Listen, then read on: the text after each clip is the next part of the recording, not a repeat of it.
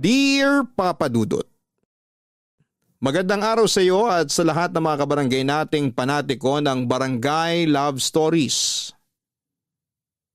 Itago niyo na lamang ako sa pangalang Eros, 29 years old at taga Rizal. Ang pangalan ko ay hango kay Eros na isang Greek god, na kilala rin bilang Cupid sa Roman mythology. Yan ang napili kong tawag sa akin sa kwentong ibabahagi ko sa inyo. Si Eros ay kilala bilang Diyos ng pag-ibig at pagnanasa at katulad niya ay meron din akong pagnanasa sa isang hindi pangkaraniwang bagay at ginawa ko yon sa ngalan ng pag-ibig. Pero bago ang lahat ay humihingi na ako ng malawak na pangunawa sa ating mga kabarangay dahil merong sensitibong eksena sa kwento ko. Kaunting background lang sa akin. Noong 2022 ay sumulat na rin ako sa inyong istasyon tungkol sa naging karanasan ko sa pag-ibig taong 2016. Niloko kasi ako noon ng ex-girlfriend ko at masasabi ko na nasaktan ako ng husto. Pero college pa lamang ay meron na akong hindi magandang karanasan sa pag-ibig matapos kong magkagusto sa isang babae na sa huli ay kaibigan lang ang tingin at turing sa akin. Nabalitaan ko na lang din na nagkaasawa na ito at nagkaanak. Sunod ay may niligawan akong ibang babae na nauwi lang sa pambabasted sa akin. Tapos may naging syota ako na niloko lang din ako. Pagkalipas ng 3 taon ay sinubukan kong mag-install ng dating app at nakipag-meet ako sa isang babae na nakilala ko doon. Kaso na turn off ako sa ugali niya, kaya hindi na ulit ako nakipagkita pa sa kanya. Dahil sa mga masasakit at masalimuot na karanasan kong yon, sa pag-ibig ay naapektuhan ang kumpiyansa ko sa aking sarili at kamuntik na akong mawala ng pag-asa na makakatagpo ng true love. Hanggang isang beses nakapanood ako sa internet ng isang video na tungkol sa mga other guy. Sila yung mga lalaki na nakikikabit o nakikipagrelasyon sa mga babaeng taken o yung bang meron ng partner o asawa. Doon ay may nakilala akong babae na may asawa na at nagkaroon kami ng lihim na relasyon online.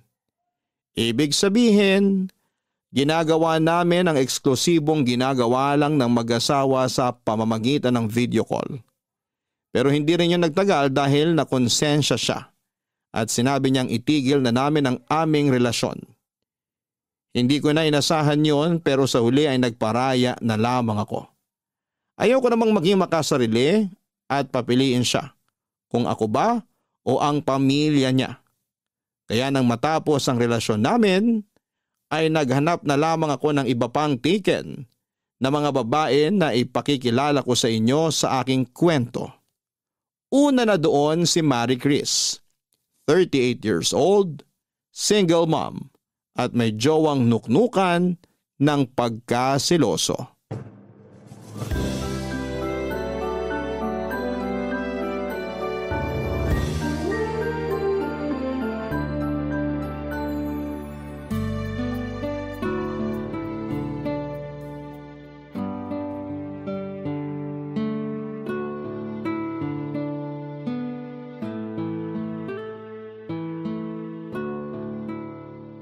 Oh, tapos, ano pa mga hobby mo bukod sa magluto? Mahilig akong gumawa ng iba't ibang dessert. Lalo na yung matatamis katulad ng coffee jelly, gelatin na may sago, ice cream stick na may flavor na fruit salad, ube at keso. Gumagawa rin ako ng mga kakanin. Biko, kutsinta, sapin-sapin. Basta kahit anong maisipan ko, sinusubukan kong gawin. At hindi naman sa pagmamayabang pero piniperfect ko naman sa unang subok pa lang. Naks naman, ang galing mo ah. Sakto lang.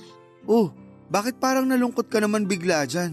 Naalala ko lang na hindi kasi mahilig sa matatamis yung jowa ko eh. Kaya hindi niya rin na-appreciate yung mga dessert na ginagawa ko. Kaya yun, hindi na ako masyadong gumagawa. Ganun ba? Ang lungkot siguro ng buhay niya kasi hindi siya mahilig sa matamis. Ang sarap-sarap kaya ng matatamis.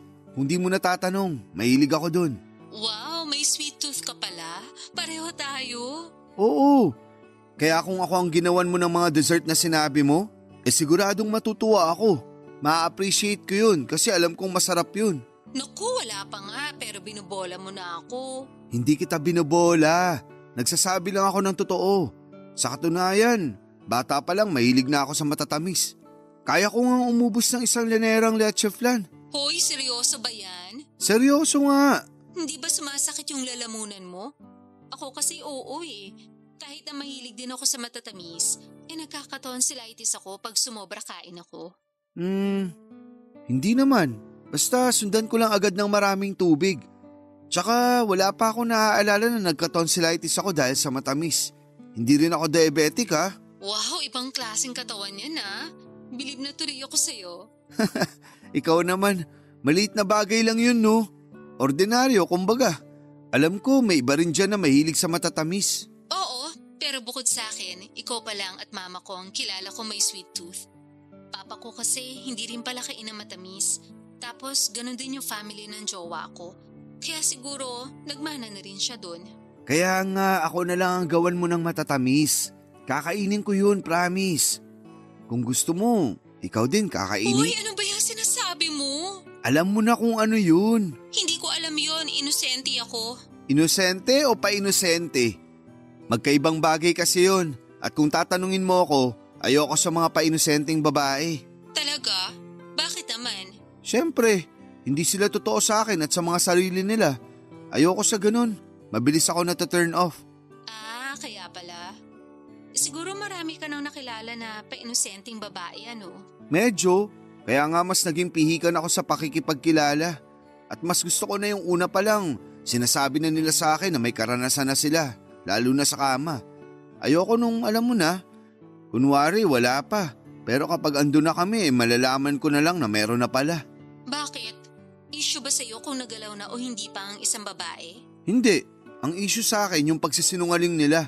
Kaya siguro wala ka pa nagiging girlfriend. Oo. Kasi karamihan sa mga nakikilala ko, manloloko, sinungaling at sa una lang magaling. Pero wag na natin pag-usapan yung tungkol sa akin. Yung tungkol na lang sa'yo at sa jowa mo pag-usapan natin. Ano naman tungkol sa amin? Kumusta siya bilang jowa? Bukod sa nuknukan ng siloso? Ayun, sakto lang. Hindi masyadong sweet, sa una lang magaling. Buti di mo pa iniiwalayan. Mahal ko eh. Siguro ganun talaga. Pero kahit naman ganun, masasabi ko na mabait pa rin siya at hindi ako sinasaktan. Sa panahon kasi ngayon, mahirap na makatagpo ng lalaking hindi bayolente. Talaga lang ha? Oo nga. Baka hindi pa lang pumipitik. Eh di wag kang maniwala. Hindi talaga. Kasi kung mahal mo jowa mo, di ka makikipag-usap sa ibang lalaki. Bakit? Wala naman akong ginagawang masama ah. Wala naman tayong ginagawang mali, kaya para sa akin ayos lang yun. Sa bagay, wala pa tayong ginagawang mali. Hoy! Kung ano-ano talagang pinagsasasabi mo, ewan ko sa'yo. Papadudot na kilala ko si Marie Chris nang inad ko siya sa Facebook. Tulad ng nauna kong sinabi, single mom siya at mayroong selosong jowa. Sa kabila ng lahat ay tinuloy pa rin namin ang pag-uusap sa chat hanggang sa umabot na kami sa pag-video call. Nung una ay nagkikwento lamang siya sa kanyang buhay bilang may kinakasama at nanay, bagay na masaya ko namang pinakikinggan. Kung tatanungin ninyo ako kung anong nagustuhan ko kay Marie Chris, masasabi ko na una na doon ang pisikal niyang katangian. Artistahin kasi ang itsura niya, sa katunayan ay kahawig niya ang isang kilalang kontrabida sa GMA. Kaya nga habang tumatagal ang aming pag-uusap ay naging komportable na kami sa isa't isa. Tapos ay dumating ako sa point na umamin ako sa kanya na nagustuhan ko na siya. Akala ko ay wala akong pag-asa kay Marie Chris. Hanggang isang araw ay inimbitahan niya akong pumunta sa kanila. Sakto na wala na sa bahay nila ang kinakasama niya dahil pumasok na ito sa trabaho. Sigurado ka ba na wala na yung jowa mo? Papupuntahin ba kita dito kung nandito pa? E di pareho tayong nalintikan. Naninigurado lang ako, mahirap na. Wala nga. Kahit na magsisigaw pa ako dito, walang ibang tao. Nasaan yung anak mo? Nasa mama ko. Doon muna siya kasi alam ko na pupunta ka rito sa bahay ngayon. Mukha talagang pinagandaan mo to ah. Oo naman. Oh, paano? Kainin na ba kita? Aray ko naman! Ang sakit nun ah. Ikaw kasi, masyado ka mainit agad dyan. Aba oo, tsaka di lang naman ako yung nag-iinit dito. Ha? Sino pa ba? Ito yung nasa pantalon ko. Tingnan mo, handa na siya makipagbakbakan. Pakalmahin mo muna yan kasi nagluto ako ng masarap na ulam. Tsaka gumawa na rin ako ng dessert. Tara dun sa mesa, kumain muna tayo. Sige, sakto, gutom na ako. Ayan, nagluto ako ng kalderetang baka. Wow, mukhang masarap. Masarap talaga yan. Tapos gumawa ako ng mango graham float. Kunin ko mamaya sa ref. Buti hindi nagtaka jowa mo kasi bigla kang gumawa ng dessert. Nagtaka, syempre. Sabi pa nga niya, akala niya raw ayoko nang gumawa ng dessert dahil hindi naman siya mahilig doon. Pero sabi ko, namimiss ko, kaya gusto kong gumawa. Anong sabi niya? Wala, hindi siya sumagot. Sabay alis na kanina para pumasok sa trabaho. Introvert ba yung jowa mo? Ha? Hindi naman. Bakit mo natanong? Base kasi sa mga kwento mo, parang ang tipid ng mga sagutan eh. Feeling ko tuloy ang boring niya kasama. Yun bang tipong mapapanisan ako ng laway sa kanya? Ganun lang talaga yon. Tahimik na tao pero nasa loob ang kulo. Sa bagay, sabi mo nga sa akin nun eh, mahal mo. Kaya kahit na ganun ang ugali, matik na tanggap mo. Wala namang masama doon. Kesa naman mas bungangera at taklesa pa siya sa akin. Ako ang babae sa amin. May tama ka ulit. Alam mo ikaw, pansin ko masyado kang madaldal. Ay oo, madaldal talaga ako at makwento. Kaya nga marami rin nakapagsabi sa akin na masarap daw ako kausap. Huhulaan ko. Yun siguro yung mga babaeng nakausap mo dati, no? Kasama na sila, pero meron din yung mga matagal ko nang kakilala. O siya, mabuti pa kumain na tayo, bago pa lumamig yung kanin. Sige na, dali. Tikman mo na yung niluto ko, tapos sabihin mo sa akin kung masarap. Sige, kuha lang ako. Ako na. Ilapit mo na lang plato mo para ipagsasandok kita. Naks naman, asikasong-asikaso ako ah. Siyempre, bisita kita eh. Ano na, yung plato mo? Ito na nga oh. Yan. Ang dami naman. Gusto ko busog ka. Baka mapasaba ka mamaya eh. Uy, sabagay. Kaya dapat ubusin mo yan ha. Tingin ko naman mauubos ko to at mukhang mapapasarap din kain ko. Tikman ko na ah. Sige. Kumusta ang lasa? Wow, ang sarap ng luto mo. Talaga? Hindi ka nagbibiro? Oo naman, bakit ako magbibiro? Baka lang sinasabi mo masarap pero maalat pala. O hindi kaya matabang. Tikman mo kaya para malaman mo nagsasabi ako ng totoo. Sarap talaga. Oh, hinay-hinay ka. Baka mabulunan ka. Okay lang ako, hindi ako madaling mabulunan. Sabi mo eh. Worried lang naman ako kasi masyado ka mabilis kumain. Binibilisan ko talaga. Ha? Bakit? Hindi pa naman darating yung jowa ko. Bukas pa siya ng umaga uuwi. Alam ko, pero gusto ko na agad matapos kumain para makapag-dessert na ako. Hindi ka naman tatakbuhan ng dessert eh. Andun lang yun sa ref. Hindi naman yung dessert na yun ang sinasabi ko. Ano? Ikaw. Ako? Oo, ikaw ang gusto kong gawing dessert pagkatapos nito. Kaya nga sobrang excited na ako eh. Kumalma ka lang. Kakain pa nga lang ako oh. Pinipilit ko naman, pero mahirap. Lalo na kasama na kita ngayon.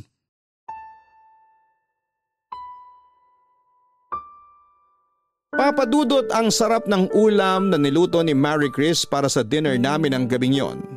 Kasabay noon ay hindi ko na naitago ang labis kong pananabik na merong mangyari sa amin pagkatapos naming kumain. Sobrang sikip na rin kasi ng pantalong ko at pakiwari ko ay may gustong kumawala mula doon.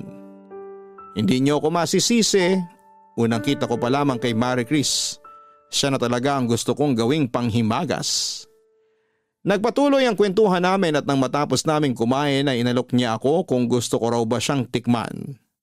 At sino ba ako para tumanggi sa grasya na nakahain na sa harapan ko, hindi ba? Alam ko sa sarili ko na lalaki lang ako at may pangangailangan din. Kaya hindi na ako nagpatumpik-tumpik pa na sinunggaban si Marie Chris ng gabing yon. Hinalikan ko siya at hinalikan niya ako pabalik hanggang sa lumalim yon. Tapos ay dahan-dahan kaming nagpunta sa kwarto at agad ko siyang tinulak pahiga sa kama nila ng jowa niya. At doon nga ay may nangyari sa amin. At isa lang ang masasabi ko, Papa Dudut. Ang galing niya at nakakahumaling talaga ang isang katulad niya. Papa Dudut, masasabi ko na kakaiba ang pakiramdam kapag babaeng may asawa na o kinakasama ang nakasiping mo sa kama. Para sa akin ay mas the best sila kesa sa mga single na babae. Ang totoo, wala naman akong pakialam kung may karanasan na o wala ang isang babae. Ang akin lang, kapag single na babae ang nakilala ko ay madalas nilang sinasabi na wala pa silang karanasan sa kama. Pero kapag may nangyari na sa amin ay lumalabas na mas bihasa pa sila kesa sa akin. Ayoko noon dahil naiinsulto ako. Pakiramdam ko ay pinamumukha nila akong tanga kasi akala ko ako pa lang ang makakauna sa kanila. Simula noon ay kinamuhian ko na mga single na babae dahil ayoko sa lahat ay yung nagsisinungaling sa akin.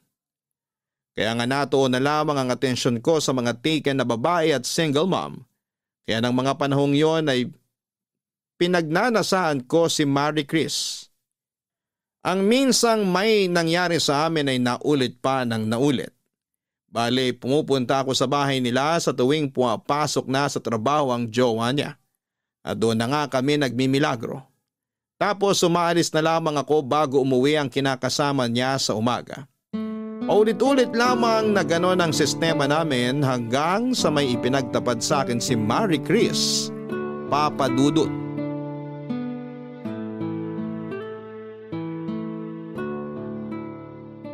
Bakit ang tahimik mo yata dyan? Hindi ka ba nasarapan sa ginawa natin? Siyempre nasarapan, pero napagod din kasi ako. Akala ko na paano ka na dyan. Tahimik mo kasi kaya nanibago ako. Hindi ako sanay dahil mas sanay akong maingay ka. Ewan ko sa'yo, ang lakas mong mang-asar. Hindi yun pang-aasar. Nagsasabi lang ako ng totoo. Gusto mo malaman mga linyahan mo pag maingay ka? Hoy, wag na, nakakahiya. Anong nakakahiya dun? Sarap nga sa tingay. Lalo akong ginaganahan. Buti naman ganyan nararamdaman mo. Lalim nun ah. Oo eh. Hindi ko lang mapigilan. May iniisip din kasi ako. Sabi na eh. Alam kong may iniisip ka. Ano yun? Sabi mo sa akin. Kasi yung jowa ko, Anong meron sa kanya? parang nakakahalata na. Ha? Paano mo nasabi? Basta, sa tingin ko lang naman. Ikaw na may sabi na sa tingin mo lang. Baka naman hindi talaga. Tapos nag-aalala ka dyan. Di ba sabi ko naman sa'yo tahimik lang yung jowa ko pero nasa loob ko nun? Oo, nasabi mo nga yan. Kaya nga nag-aalala ko. Kasi paano ko may alam na pala siya tapos nananahimik lang siya? Natatakot ako na baka mahuli niya tayo at may gawin siyang hindi maganda sa'yo. Hindi mangyayari yun. Dahil maingat naman tayo eh. Alam ko, kaya nga kailangan lalo tayong magdoble ingat. Kung makapagsalita ka, parang natatakot kang mawala sa'yo yung jowa mo sakaling magkabukingan na. Siyempre kahit paano mahal ko yun. Tsaka tinanggap niya ang anak ko, kaya sobrang thankful ako sa kanya. Bihira lang kayo makatagpo ng lalaking tatanggap sa'yo at sa anak mo, kaya alam kong swerte na ako sa kanya. Swerte ka na nga pero nagawa mo pa rin siyang lokohin kasi pumayag kang may mangyari sa atin. Ikaw din naman kasi. Anong ako? Masyado kang maharot. Hinarot mo ko kaya hindi kita matanggihan. Kaya kahit mahal ko jowa ko, bumigay ako sa'yo. Aminin mo, mas magaling ako sa jowa mo sa kama, di ba? Oo, aminado naman ako. Sabi mo nga ang ingi-ingay ko, di ba? Ibig sabihin, nasasarapan ako sa ginagawa mo sa akin. Hindi ako ganun sa jowa ko. Tahimik lang ako at madalas pinipeke ko pa na nag-i-enjoy ako. Para lang hindi ko matapakan yung pagkalalaki niya. Sa bagay, baka umiyak eh. Hoy, sobra ka naman dun sa tao. Totoo naman sinabi ko ah. Kahit na, mahal ko pa rin yun. Sana all, mahal. Huwag ka na magtampo. Mahal din naman kita eh. Mahal mo lang naman ako pag sa kama. Medyo, pero ano pa bang inaasahan mo? Nahihigit sa ganito yung relasyon natin? Na mai-inlove ako sa'yo kasi pinapaligaya mo ako sa kama? Sino may sabi sa'yo na umaasa ako? Hindi no, wala sa isip ko yan. Kasi alam ko na magkarelasyon lang tayo sa kama. Buti na yung nagkakaliwanagan tayo. Bakit? Kung sabihin ko kunwari na in love ako sa'yo, anong gagawin mo? Wala. Ano? Wala? Ibig sabihin, hahayaan mo lang ako? Wala kang gagawin? Wala kasi hindi ko naman alam yung gagawin ko. Buti na lang talaga hindi ako na in love sa'yo. Dahil mukhang wala akong mapapala. Alam mo naman na sa una pa lang, sa kama lang talaga tayo magkarelasyon, di ba? Oo, alam ko naman yun. Kaya nga sabi ko kunwari lang, di ba? Oo nga. Nag-alala lang ako kasi baka in love ka na sa akin. Kasi umamin ka sa akin na nagugustuhan mo na ako nun. Nagugustuhan sa kama. Yun lang yun at wala nang iba. Okay, buti na lang hanggang dun lang. Pwede ba? Tigilan natin tong usapan na to. Bakit ka ba naiinis? Paulit-ulit na lang kasi tayo eh. Ikaw naman? Huwag ka nang magalit. Hindi ako galit. Buti pa, magbibihis na ako. Saan ka pupunta? Magbibihis na para makaalis na rin.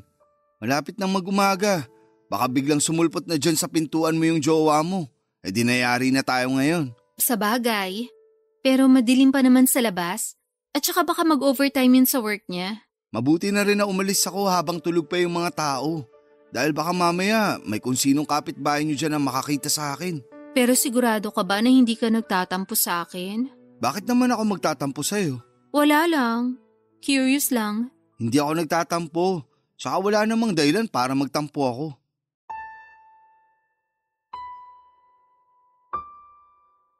Papa Dudut, alam ko na walang lihim ang hindi nabubunyag at sa kabila ng kaalamang yon, pilit kong tinulak palayo sa isipan ko ang katotohanan na baka isang araw ay maghinala ang kinakasama ni Marie Chris tungkol sa milagrong ginagawa namin pag wala siya sa pamamahay nila. At mukhang nangyari na nga ang kinakatakutan ko matapos banggitin ni Marie Chris na mukhang nagdududa na sa kanya ang jowa niya. Kahit masakit sa akin at in denial pa ako na posibleng matapos na ang ugnayan naming dalawa ay unti-unti ko na lamang tinanggap na mangyayari talaga yon. At hindi nga ako nagkamali dahil isang araw ay nagulat na lamang ako matapos akong i-block ni Marie Chris sa Messenger at Facebook. Nasaktan ako doon pero hindi na ako naghabol pa sa kanya. Makalipas nga ang ilang taon ay nagkaroon ulit kami ng komunikasyon. At doon ko nalaman na ang jowa niya pala ang nang-block sa akin matapos mabunyag nito ang katotohanan. Hindi pa sila hiwalay noon. Pero hindi na rin mabuti ang pagsasama nila. Lagi raw silang nag-aaway at pinagdududahan siya ng kinakasama niya. Pero hindi yun naging hadlang para hindi namin ulitin ang dati naming gawain. May nangyari ulit sa amin ni Marie Chris at pinagpatuloy namin ang aming lihim na relasyon. Sa totoo lang, meron namang nagkakagusto sa akin na mga single na babae o yung bang walang sabit. Katulad na lamang noong laging nirereto sa aking anak ng kakilala kong matanda. Pero tingin ko ay mukhang pera yung babae at kahit na sumali pa siya sa mga barangay pageant ay hindi talaga ako attracted sa ganda niya. Mas attracted kasi ako sa mga may sabit na. At minsan ko na nga yung na-open up sa kaibigan kong babae na siyang pinagkakatiwalaan ko sa lahat. Fast forward. Sunod ko namang nakilala si Sylvia. 42 years old, may anak at asawa na. Gaya ni Marie Chris, sa Facebook ko siya noong unang nakita at masasabi kong nahumaling agad ako sa taglay niyang ganda at karisma. Meron din kasi siyang hawig na artista, Papa Dudut. Ang bilis mo naman. Anong mabilis dito? Siyempre, niyaya mo agad ako rito sa bahay niyo ilang araw pa lang naman tayong nagchat-chat. Kailangan pa bang paabutin ko ng matagal bago kita yayain? Hindi naman. Pero baka nasanay lang ako sa mga pabebe na babae. Pues ibahin mo ko sa kanila dahil matanda na ako, no? Baka nakalimutan mong 42 years old na ako. Saka hindi uso sa akin na maghintay kung kailan mo ko yayayain. Kaya pala ikaw na mismo ang nag-iya sa akin. Oo naman. Bakit? Ayaw mo ba? Sino may sabi? Baka lang ayaw mo. Sige ka, magtatampo ako. Kung ayaw ko hindi sana ako pumunta rito sa inyo At hindi rin sana kita kandong-kandong ngayon habang nakaupo sa malambot niyong sofa. Ewan ko sa'yo. Saan pala tayo? Anong saan tayo? Saan tayo mag-aano? Saan pa ba? Dito sa sofa na kinaupuan natin. Sigurado ka? Oo naman. Tagal-tagal ko ng pantasya yung sofa eh. Hindi pa ako nakakasubok nun kasi tamad yung asawa ko. Palibhasa, mataba, mabilis hingalin kaya hanggang dun lang kami sa may kama. Ayun lang. Medyo lugi ka nga dun. Oo, kaya dito na tayo ha? Sige, pero nag-aalala lang ako kasi baka magising yung asawa mo. Hindi magigising yun. Tulog mantika yun. Sigurado ka? Oo nga, kaya huwag ka nang mag-alala dyan. Ayoko lang mahuli niya tayo tapos mabalian niya ako ng buto. Hindi lang buto mo mababali kapag nahuli niya tayo. Malulumpo ka pa. Tinakot mo pa talaga ako. Biro lang. Magtiwala ka sa akin. Hindi magigising yun kasi nilagyan ko ng pampatulog yung tubig niya kanina. Grabe, kahit na may edad ka na, masyado ka pa rin excited ha. Wala sa edad yun. Nasa asim pa yun. Yan ang gusto ko sa mga babae. Kagigil ka. Halika na kita. Ay, teka. Bakit? Bago ang lahat, mag-inuman muna tayo. Ha? Wine lang naman. Kunin ko lang sa kusina ah. Diyan ka lang. Huwag kang tatayo. Sige.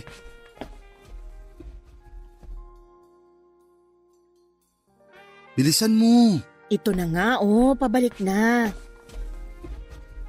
Oh, kunin mo tong baso mo. Akin na. Alam mo, paborito ko to eh. Kaso, hindi naman umiinom nito yung asawa ko, kaya ako na lang umiinom mag-isa. Ah, akin na yung baso mo. Sasalinan kita. Ayan.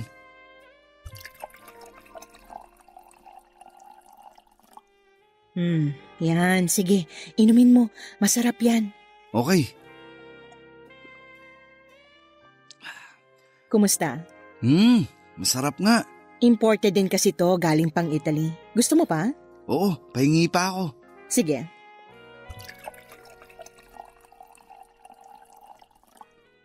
Uminom ka rin. Iinom talaga ako.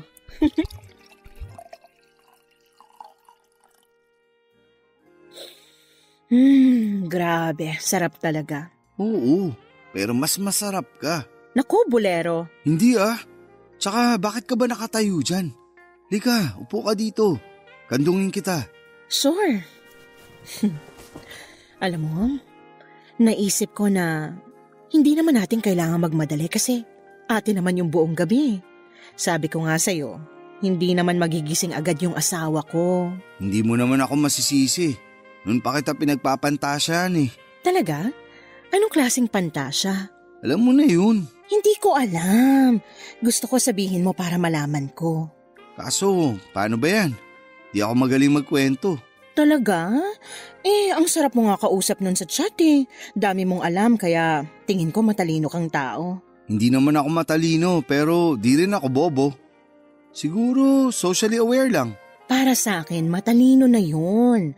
Marami kaya sa mga kaedad mo na mababaw lang ang pagkakaalam sa mga bagay-bagay.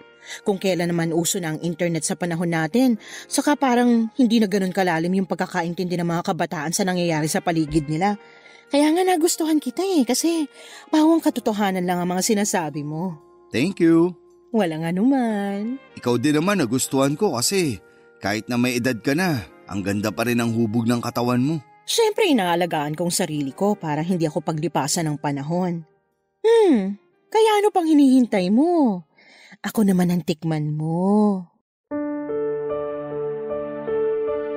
Papadudot kahit na 42 years old na noon si Sylvia at may anak na ay masasabi ko pa rin na pandalagang itsura ng mukha niya.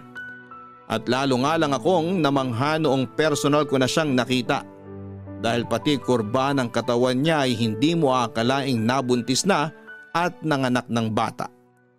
Sobrang sexy niya at nakakagigil lalo nung hinaharot na niya ako. Kaya nga hindi na ako nagpatumpik-tumpik pa at agad ko na siyang sinunggaban ng gabing yon. Napakasarap talaga sa pakiramdam kapag may nangyayari sa amin ng isang babaeng may karanasan na sa kama. Nakakadagdag init din at kaba na patago namin yung ginagawa. Ewan. Pero pakiwari ko ay buhay na buhay ang pagkalalaki ko kapag sa babaeng may karelasyon ako nakikipagrelasyon. Para sa akin ay mas totoo sila kesa sa mga single na babae na masyadong pabebe, papadudot. Papadudot malaki talaga ang pagnanasa ko kay Sylvia ng mga panahong yon. Bukod kasi sa maganda at sexy ay malakas din ang appeal niya. Sa katunayan ay hindi pa kami nagkikita noon ng personal pero pinagpapantasyahan ko na siya. Tandang-tanda ko pa na habang ini-stalk ko ang picture niya sa kanyang Facebook account ay bigla na lamang nag-init ang katawan ko at nagising ang aking diwa. Katulad ng kay Marie Chris ang naging setup namin ni Sylvia ng mga panahong yon. Pumupuslit ako sa bahay nila kapag tulog na ang asawa niya at ginagawa namin ang bawal sa mismong sala nila. Maswerte ako dahil tulog mantika ang mister niya. Kaya kapag nakakapag-ingay man kami ay hindi ito nagigising kaagad. At kahit na alam naming mali ay walang pag-aalinlangan pa rin namin yung ginagawa. Ika nga ay masarap ang bawal.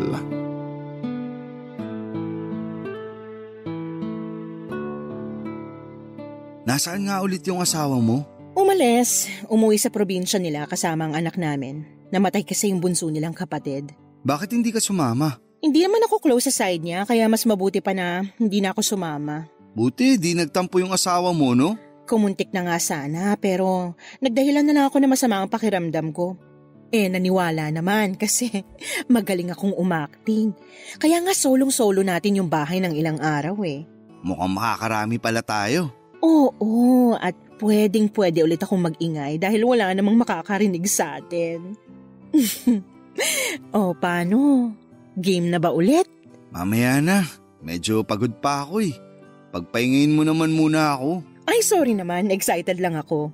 Yaan mo, mamaya tatrabahuin kita. Uy, yan ang gusto ko. Ay, Lalim ha? napaisip lang ako. Tungkol saan? Kasi nakita ko yung family picture nyo. Anong meron doon? Naisip ko lang na ano bang pakiramdam na magkaroon ng isang buong pamilya. Yung may asawa at anak. Masaya. Masarap sa pakiramdam lalo na lumalaki yung anak nyo. Nakakapagod din bilang nanay pero fulfilling.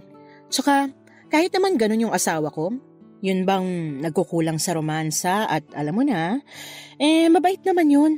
Good provider yon. Never pa kaming pinabayaan at ginutom ng anak namin. Ang swerte mo na pala sa kanya, no? Oo, maraming nagsasabi niyan, di lang ikaw. Pero napatunayan ko na kahit nasa isang tao na ang lahat, kulang pa rin yun pagdating sa mga babaeng mapaghanap. Ouch! Medyo masakit yun Di ako nakailag. Sorry, pero sa totoo lang. Alam ko naman na sa tingin ng iba masama akong babae kasi pinagtataksilan ko ang asawa ko. Pero buhay ko to. Tsaka, sino ba sila para ipaliwanag kong choices ko sa buhay ko, diba? Hindi naman nila ako pinakakain. Tama rin naman. May kasabihan nga na dead man na lang sa mga basher. Yeah, pero bakit mo ba kasi natanong yan? Curious lang naman ako. Gusto ko lang din malaman kung gaano mo kamahal pamilya mo kahit na may relasyon tayo. Mahal na mahal ko sila. Okay, gets ko na. Ang ano? Na hindi mo hihiwalay ng asawa mo nang dahil lang sa akin. Sakaling lumalim yung relasyon natin. Kasi sabi mo nga, mahal na mahal mo sila. Bakit? Nasaan na ba tong relasyon natin? Ewan ko, di ko alam. Huwag mong sabihing nagkakagusto ka na sa akin, Una pa lang naman, sinabi ko na sa'yo na nagugustuhan na kita. Oo, pero hindi ko akalain na baka umabot sa... Umabot saan? Sa mahal na kita, ganun ba? Bakit? Hindi ba? Siyempre hindi. Pamilyado kang tao. Alam ko na ang prioridad mo ay ang pamilya mo. Tsaka sino lang ba ako sa buhay mo, di ba? Ikaw naman, huwag ka nang magtampo. Hindi naman ako nagtatampo. Bakit ako magtatampo? Hindi ka naman kasi basta kung sino lang sa buhay ko. Siyempre, mahalaga ka rin sa akin. Pero hindi kasing halaga ng pamilya mo. Bakit kasi napunta dyan ang usapan Ewan ko rin ba? Bigla na lang pumasok sa isip ko. Alam ko namang sa umpisa pa lang, talo na ako, pero sinubukan ko pa rin. May darating din na magmamahal sa'yo ng totoo. Hindi na ako umaasa. Bakit naman? Basta. Basta ka dyan. Sinasabi ko sa'yo meron yan, kaya umasa ka pa rin. Tsaka deserve mo kayang mahalin, hindi lang dahil magaling ka sa kama. Ewan ko kung meron pang tatanggap sa akin o kung makakaya kong magmahal ng babaeng walang sabit. Marami namang single mom dyan na naghihintay ng lalaking katulad mo. Malay mo, sila palang nakatadhana para sa'yo. Buti pa, wag na natin pag-usapan ng bagay na yan. Kasi kung tatanungin mo ako, hindi naman ako naghahanap. Tsaka sakit sa ulo lang yan. Tsaka ayoko ng responsibilidad. Mas okay na ako sa ganitong setup kung kailan lang gustuhin. Sige, sabi mo eh. Bata ka pa naman. Pero masarap pa rin sa pakiramdam yung meron kang makakasama sa buhay. Yun bang may asawa o partner kang uuwian pagkatapos ng isang nakakapagod at mahabang araw?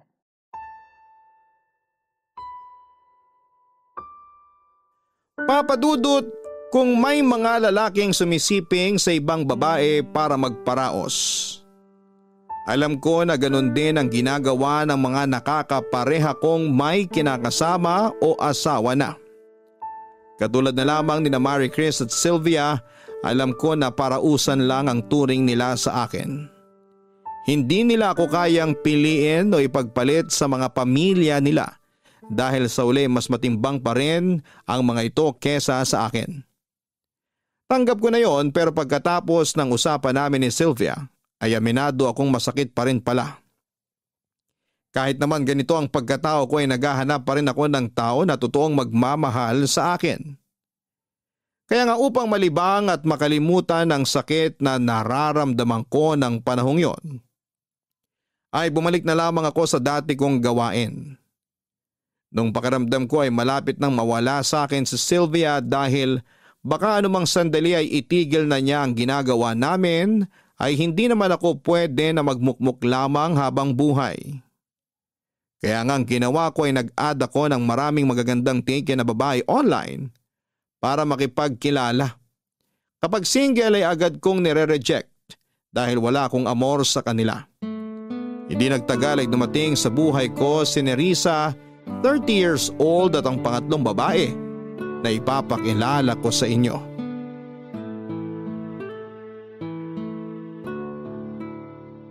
Oh, tapos? Ano pang pantasya mong gusto mong tuparin natin sa susunod na magkita tayo? Gusto ko nakasandal sa pader, nakatayo. Madali lang yan. Talaga? Naku, excited na ako. Tamad kasi talaga ang mister ko. Ayaw nun bumangon sa kama. Sabihin mo sa mister mo magpapayat na. Para naman naroromansa kanya ng maayos at di ka na maghanap ng iba.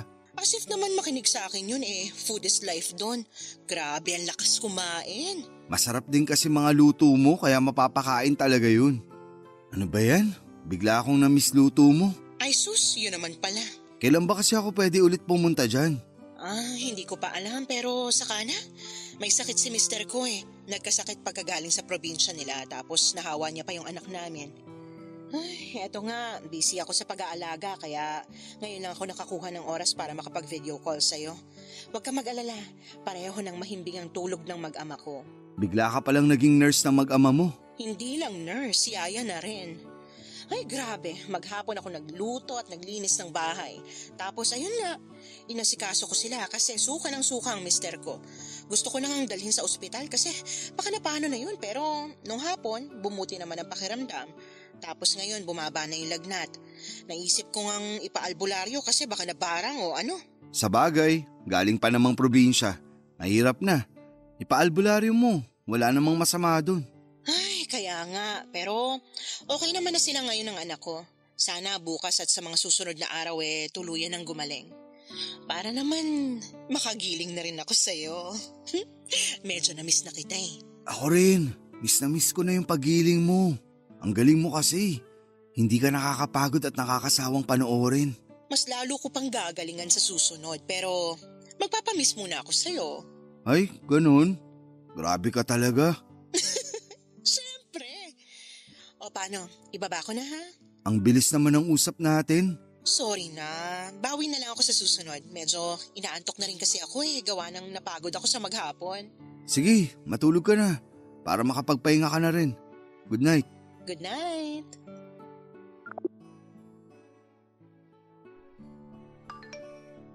Uy, si Nerissa. Teka, video call ko nga.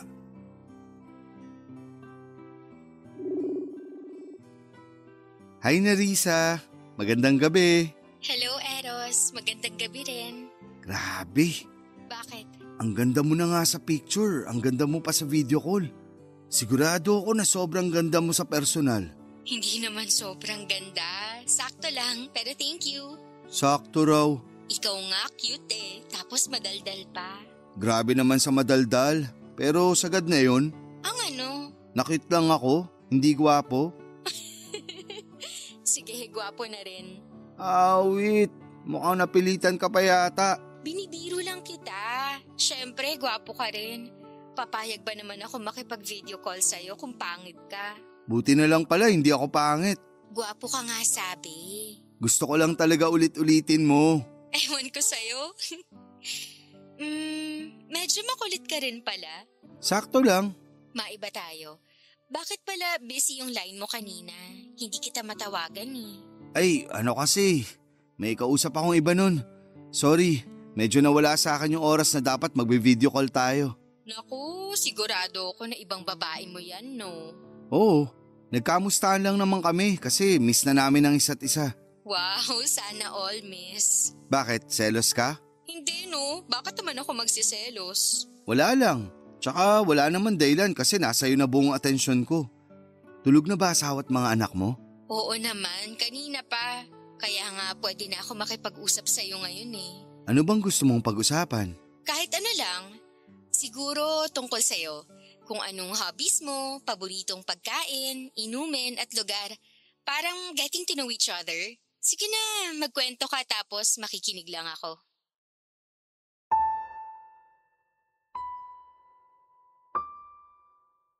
Katulad ni Sylvia, isa ring hot mama si Nerissa. Kaya nga unang kita ko pa lamang sa display picture niya sa Facebook ay nagandahan na talaga ako sa kanya. Artistahin din siya at malakas ang apil kaya naman kulang na lang ay tumulo ang laway ko sa pagnanasa sa kanya, Papa Dudut. Ang sarap niya ring kausap at parang walang patay na sandali at aaminin kong unti-unti nang natuon kay Nerissa ang buong atensyon ko. Pero lilinawin ko lang na hindi pa rin naman tapos ang relasyon namin ni Sylvia ng mga panahong yon. Kaya lang ay dumalang ang mga pagpuslit ko sa bahay nila. Gawa ng nag-iingat kami na mahuli ng asawa niya. Mabuti na lamang at mayroon na akong Nerissa ng mga panahong yon. Ay pinagpapantasyahan ko na rin. At kahit na hindi pa naman kami nagkikita, masasabi ko na katulad ni na Marie Chris at Sylvia at ng iba pang tike na babae na nakarelasyon ko ay sigurado akong masarap din at magaling din sa kama si Nerissa. Papadudot kong tatanungin ninyo ko kung nakakaramdam ba ako ng konsensya dahil maling-mali ang ginagawa namin ng mga babaeng nakakarelasyon ko ng mga panahong yon ay hindi ang sagot ko. Para sa akin ay tao lang ako na may pangangailangan. Tao lang din ang mga babaeng yon sa buhay ko at may dahilan kung bakit kami pinagtagpo ng kapalaran. At yun ay upang tugunan ang pangangailangan ng bawat isa. Sa pagpapatuloy ng pag-uusap namin ni Nerissa, unti-unti kong kinuha ang loob niya para masabi ko sa kanya ang matindi at malalim kong pagnanasa. Nang mga panahong yon kasi ay hindi pa ako ganon kasigurado kung papayag siya sa gusto kong mangyari. Plano ko na kasing magtapat sa kanya na nagugustuhan ko na siya. Nayayayain ko na siyang may mangyari sa amin, Papa Dudut. Sabi mo may tatanong ka sa akin. Ay, oo. Ano yun? Itatanong ko lang sana kung hindi ka ba nai-inlove sa mga nakakarelasyon mong taken na babae online? Bakit mo naman natanong yan? Curious lang. Ah, okay. Sige na, sagutin mo na. Hindi ko masabi. Paano hindi mo masabi? Ibig sabihin yan, oo, kasi hindi mo nga masabi. Madali lang naman sabihin hindi. Oo na hindi. Ang labo naman nun. Malabo kasi kahit ako di ko maintindihan yung nararamdaman ko. Siguro masasabi ko na napapalapit ako dun sa mga nakakausap ko pero hindi pa naman ako umaabot sa punto na hulog na ako sa kanila. Yun bang sabi mo nga, in love? Okay, thanks sa pagsagot. Ikaw talaga, nambibigla ka naman sa tanong mo eh. Sorry na, curious nga lang kasi ako. Wala naman siguro masama dun, di ba? Wala, tsaka ilang araw na rin naman tayong nag-uusap. Kaya nga eh. May isa pa akong tanong. Sige, ano yun? May nagustuhan ka na bang walang sabit? Like walang asawa o boyfriend? Meron pero matagal na yun. College pa yata ako nun. Hindi naging kayo? Hindi kasi kaibigan lang turing niya sa akin. Aray, na friendzone ka pala. Medyo. Tapos may niligawan ako na single na babae rin kaya lang binasted ako. Ang sakit din nun ha. Mukhang ang dami mong kamalasan sa pag-ibig ah. Medyo. Kaya nga ayoko na sa mga single na babae. Masyado silang paasa at nagmamalinis. Paano nagmamalinis? Sinasabi nila na wala pa silang karanasan pero meron na pala. Ayoko ng ganun. Mabilis ako ma-turn off. Kaya nga sa mga may asawa o single mom na lang ako pumapatol. At least, alam kong may karanasan na sila at mas totoo sila sa sarili. Pero sa lahat ng mga pinatulan mong taken at single mom, ikaw lagi ang mas bata? Oo, lahat sila mas matanda sa akin.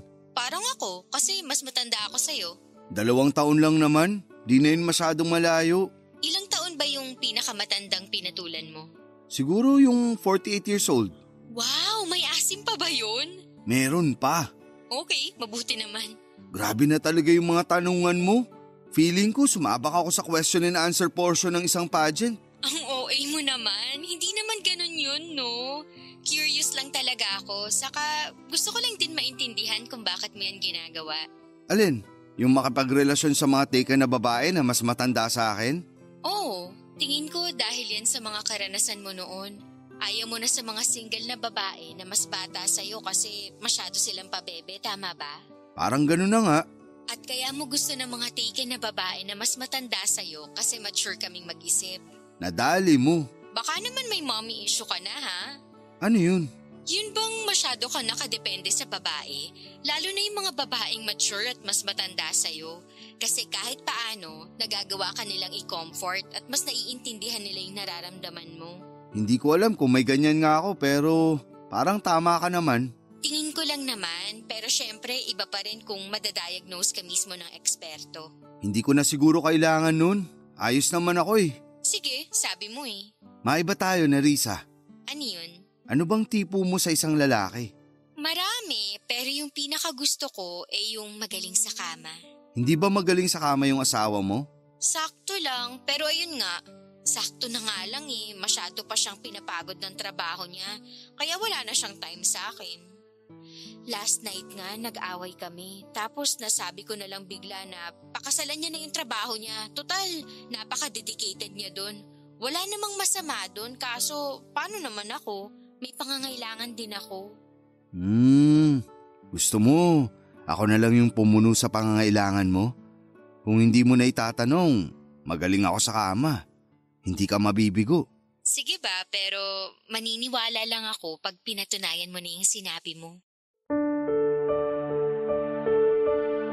Papadudot masayang masaya ako nang pumayag si Nerissa na patunayan ko sa kanya ang niyayabang kong galing sa kama. Siguro ay natcha-challenge din siya dahil walang kalatoy-latoy ang asawa niya at mukhang hindi na siya masaya sa buhay romansa niya. Kaya nga pakiramdam ko ng mga panahong yon ay tagapagligtas ako ng natutuyo niyang katawan at pagkatao. Hindi nagtagal. Nagkasundo kami ni Nerissa kung kailan at anong oras ako pwedeng pumunta sa bahay nila para magawa na namin ang pinag-uusapan namin sa video call. Kita ko sa mga mata niya na sobrang excited siya at para bang hindi na siya makakapaghintay na magkita kami ng personal.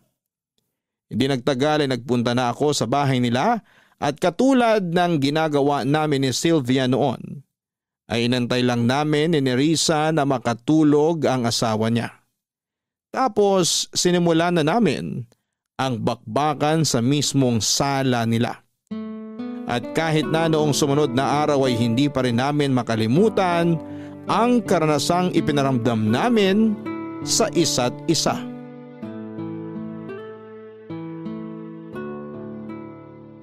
Grabe, hindi ko akalain na aabutin tayo ng 6 na rounds kagabi. Oo nga eh, kaya kagigising ko lang ngayong hapon. Napagod ako. Ikaw, hindi ka ba napagod? Napagod din, kaya nga pag-alis mo kanina nakatulog na ako dun sa may sofa. Talaga? Sa sofa ka na pala natulog? Oo, takang-taka nga yung asawa ko kung bakit dun ako natulog. Kaya nagdahilan na lang ako na kunwari nag-sleepwalk ako. At naniwala naman siya? Oo, kasi nakwento ko naman sa kanya na nagsisleepwalk ako nung bata ako.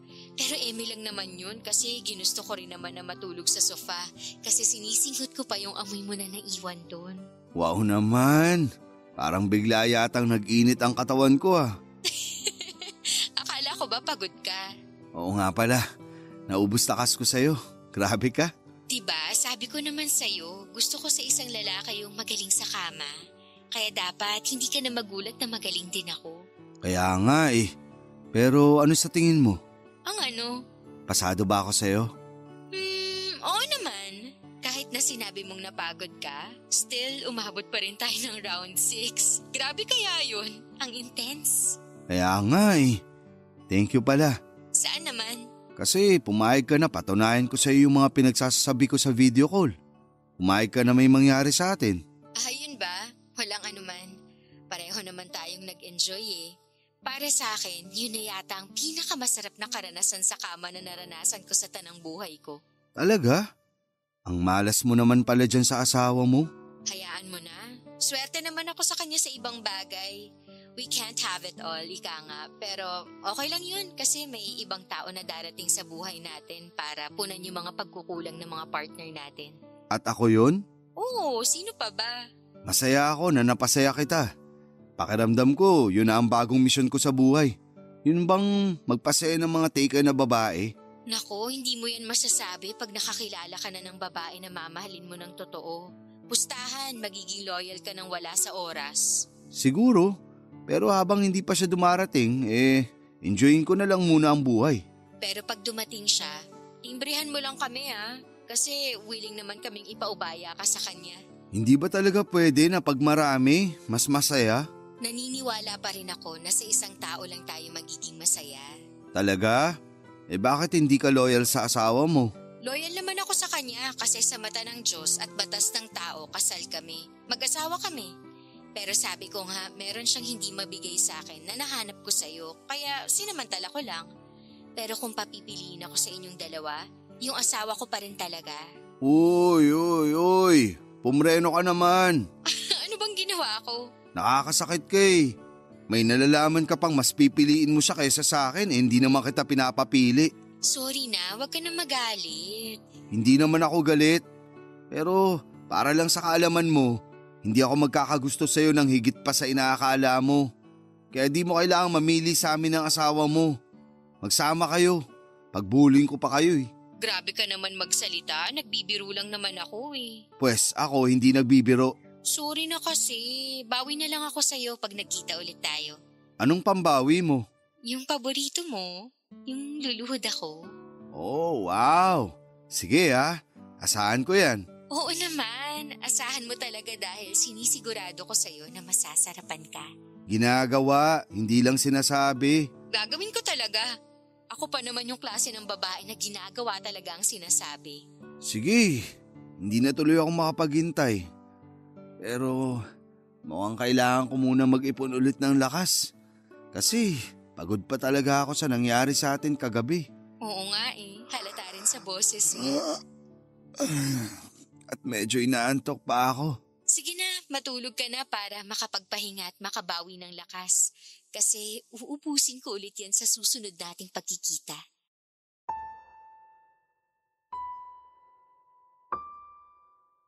Papadudot, hindi ko na namalayan na nakatulugan ko na lang si Nerissa habang ka-video call. Sobra kasi akong napagod sa nangyari sa amin kaya kinailangan kong bumawi ng lakas. Pero energetic naman ako pagkagising at nasa good mood na rin. Iba talaga ang nagagawa ng maayos at kumpletong tulog. Gaya ng pinag-usapan namin ay meron ulit nangyari sa amin ni Nerissa sa sala ng bahay nila ng mga sumunod na gabi at sa tuwing tulog na ang asawa niya. Ang sarap kasi sa pakiramdam kung may kaunting nervyos at thrill. Pero may pagkakataon din naman na nagmomotel kami para mas safe talaga. Sa kasalukuyan, may nangyayari pa rin sa amin ni Sylvia at Nerissa. At hindi ko alam kung kailan ako titigil sa paghahanap ng mga babaeng may asawa o kinakasama na online para makipag-usap at makipag-romansahan. Ewan, pero malapit na tuloy akong maniwala sa sinasabi sa akin ni Nerissa noon na baka nga may mommy issue ako dahil masyado na akong nakadepende sa mga babaeng mas matanda sa akin. Pero syempre, nasa katinuan pa naman ako para maisip na mali talaga ang ginagawa namin ng mga karelasyon ko. At nasabi ko ulit yon sa kaibigan kong babae na minsan ko na ring pinagsabihan ng mga ginagawa ko. Dagdag ko pa sa kanya na sumulat ako ng isang hiling sa papel na sana'y wala nang magkagusto na single sa akin dahil hinding-hindi ko na talaga sila papatulan.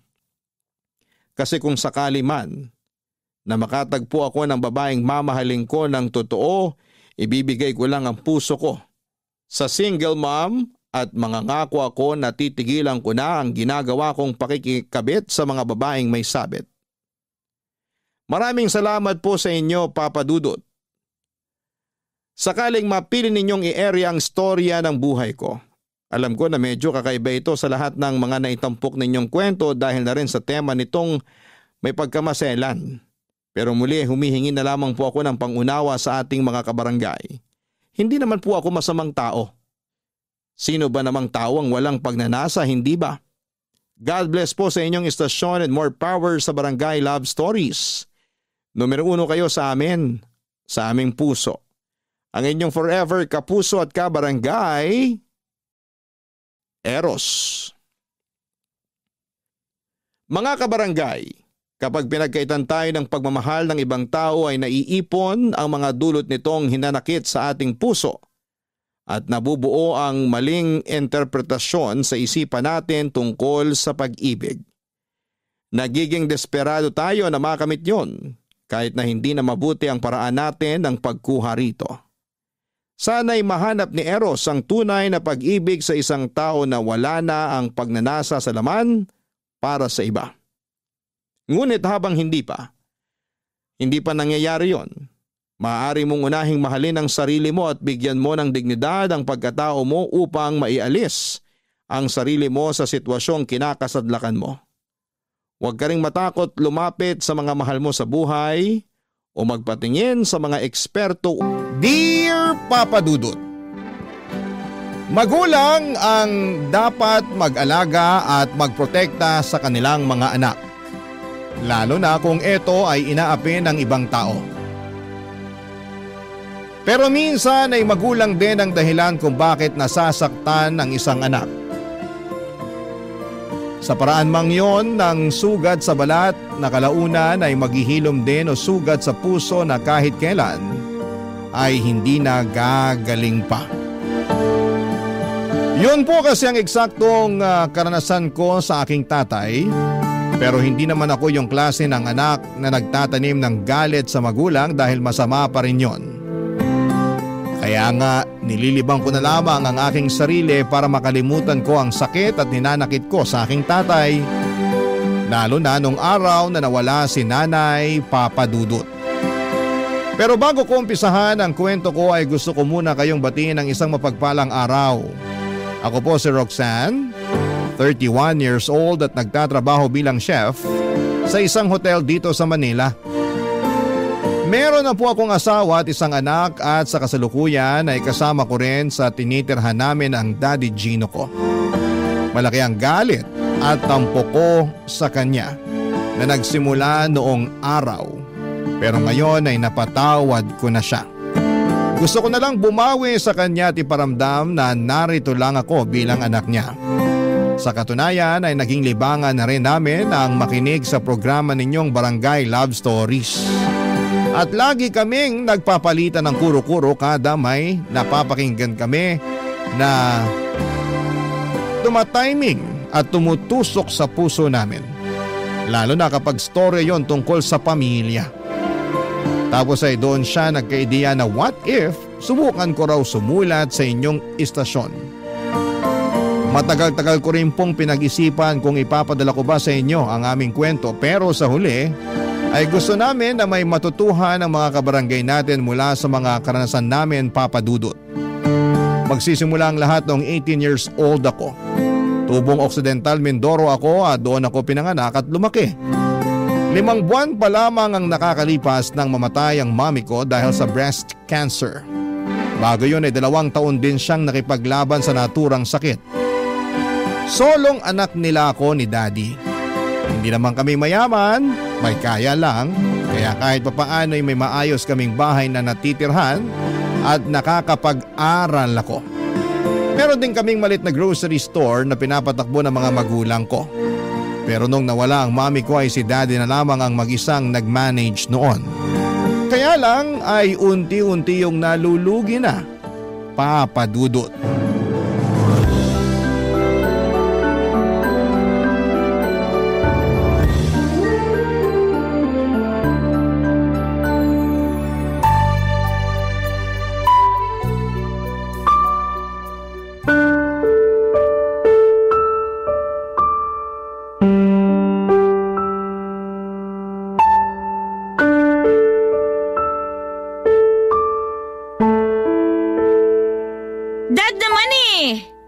Tinuro sumagot ng pabalang sa akin, Roxanne. Hindi ko naman po kayo sinasagot ng pabalang. Sinabi ko lang yung feelings ko. At hindi po ako masaya na meron na kayong bago kamamatay pa lang ni Mami. Ayusin mo yung tono mo, nako. Hindi ako makapagtimpi. Saka ano ka mamatay? 5 buwan na siyang wala. Matagal na yun. Panahon na para maghanap ako ng iba. Ha? Ano po? Hindi ko na uulitin yung sinabi ko. Pambihira. Matagal na pala sa inyong 5 buwan. Dad, kahit sabihin natin na 2 taon nang patay si Mami, hindi pa rin dahilan yun para palitan mo siya kagad. Hindi ko pinagpalit ang mami mo, pero ano magagawa ko? Wala na siya. Patay na siya. Hindi na natin siya kasama. Saka hindi na siya mabubuhay kahit ano pang gawin natin, kaya ano ba problema mo sa pagkakaroon ko ng bago? Hindi lang ako makapaniwala na magkakaroon na kagad kayo ng bago.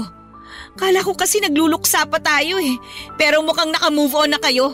Nagluluksa pa rin naman ako pero naisip ko kailangan pa rin natin magpatuloy. Alam namang habang buhay tayo magluksa sa pagkawala ng mami mo, hindi ba? Hindi naman kailangang habang buhay pero masyado pa pong maaga para palitan niyo siya. Anong maaga dun? Dapat ba may schedule pag-aasawa ko? Ewan ko sa inyo. Ugali mo ha. Saka para sa kaalaman mo, nagluluksa pa rin naman ako. Nagluluksa pero meron na kagad kayong iba? Sana man lang pinalipas niyo muna ng mag-1 taon si Mami bago kayo naghanap ng kapalit niya. Hindi ko pinalitan ng mami mo. Siya pa rin ang unang asawa ko. Siya pa rin ang nanay mo, yung babaeng minahal ko at pinakasalan. Pero wala na siya. Siguro naman hindi na siya magtatampo. Sakali naghanap na ako ng iba, hindi ba?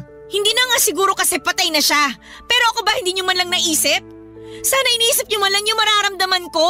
Iniisip kong nararamdaman mo. Kaya ako naghanap ng bagong mami na mag-aalaga sa'yo, anak. Alam ko kasi na hindi kita maasikaso. Dahil busy din ako sa tindahan natin kaya… Pero sana tinanong niyo pa rin ako. Sana hiningi niyo pa rin yung opinion ko. Kala ko pa naman mahal niyo ako. Mahal nga kita. Mahal niyo lang yung sarili niyo. Roxanne, sumusobra ka na ha? Hindi na ako natutuwa sa mga sinasabi mo sa akin. Baka nakakalimutan mo, tatay mo pa rin ako. Hindi ko naman po yun nakakalimutan Alam ko naman po na tatay ko pa rin kayo. Kaya nga makinig ka sa akin.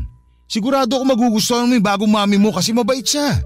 Mapapalapit ka sa kanya kagad. Ibig sabihin may plano na po kayong patirahin siya kasama natin dito sa bahay? Oo, meron na. Dad naman! Ang bilis naman nun! Pasensya ka na kung masyadong mabilis ang lahat. Ako naman yung nag-offer sa kanya kasi nga magulo raw doon sa kanila. Lagi siyang stress at umiiyak pag nagkikita kami. Kaya gusto ko sana na palipati siya dito sa atin. Alam po ba niya na may anak kayo? Oo naman. Nakita na nga rin niya yung picture mo kasama yung mami mo nung nabubuhay pa. Sabi niya, ang ganda mo nga raw. Kamukhang kamukha mo raw yung mami mo.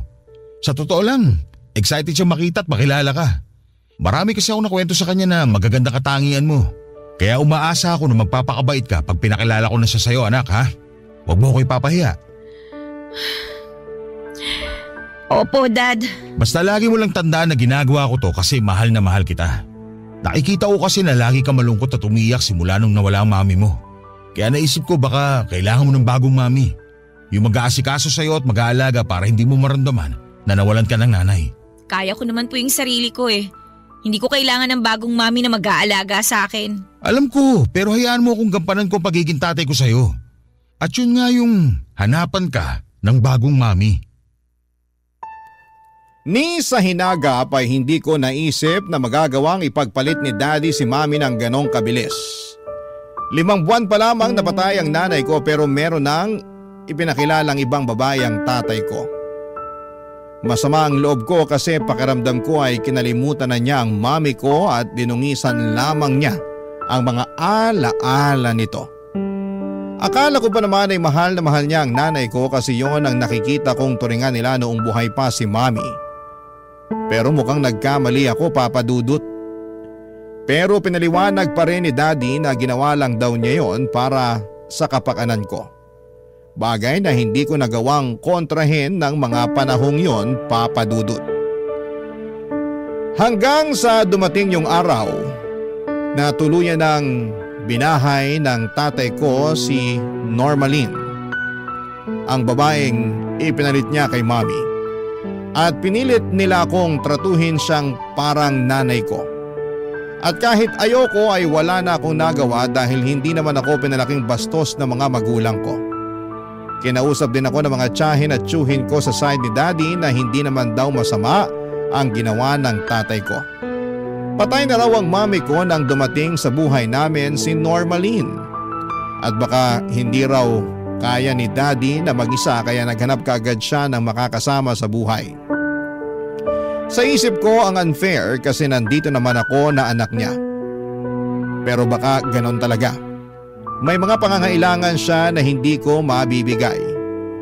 Sa totoo lang ay mabait at responsable naman ang daddy ko kaya hindi nagtagal ay umamo ulit ako sa kanya.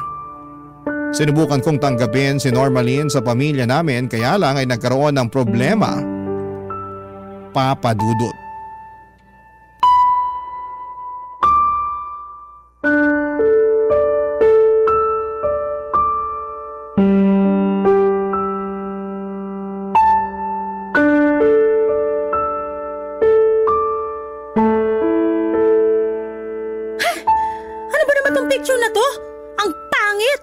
Dapat dito sinusunog, tinatapon o tinatago sa baul eh.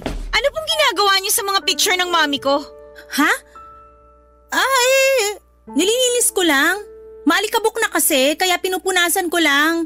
Medyo allergic kasi ako sa maalikabok. Hindi po yun ang narinig ko.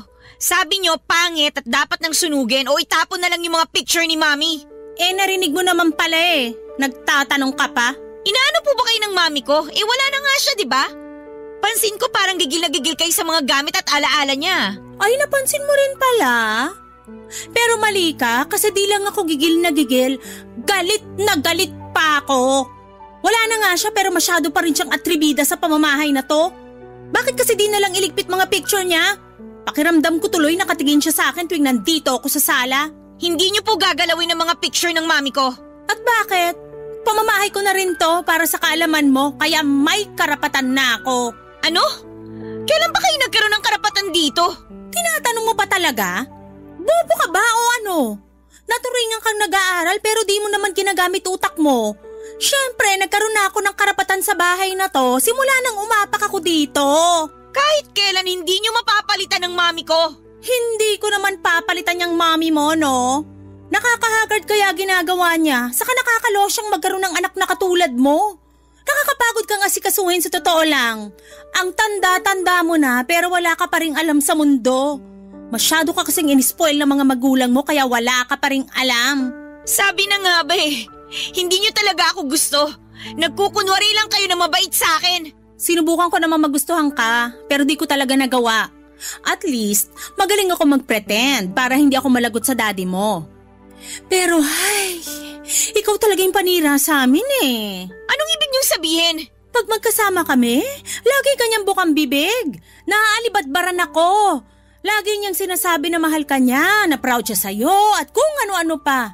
Pakiramdam ko, di na tuloy ako mahalaga sa kanya kasi puro na lang ikaw ang laman ng isip niya. Malamang, daddy ko siya eh. At saka, bakit niyo naman naisip yung bagay na yan? Kayo nga yung karelasyon niya. Hindi naman ako, di ba? Anong sinabi mo? Napakabastos mo ah! Hindi ako bastos. Kayo yung bastos kasi nagagalit kayo sa akin ng walang dahilan. Tapos binabastos niyo pa yung alaala ng mami ko.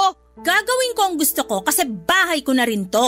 At wala kang magagawa doon kundi sumunod lang sa akin. Kasi kung hindi, isusumbong kita sa daddy mo. Sasabihin kong matigas ang ulo mo at binabastos mo ko. Hindi totoo yan! Kaya nga manahimik ka na lang. Huwag ka nang magmatigas at sundin mo na lang ang gusto kong mangyari. Ako pa rin naman ang nanay-nanayan mo rito eh. Kaya huwag ka nang magmatigas.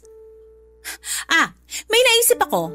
Ang una mong gawin, iligpit mo yung mga picture ng mami mo. Ilagay mo sa baul, doon sa pinakailalim, tapos takpan mo para di ko makita. At bakit ko naman gagawin yun? Dahil utos ko, at yun ang gusto ko.